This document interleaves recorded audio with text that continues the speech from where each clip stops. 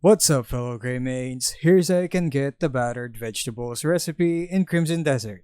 Pick this up if you enjoy cooking and want more restoration options in the game. Battered Vegetables restore your character's health and spirit.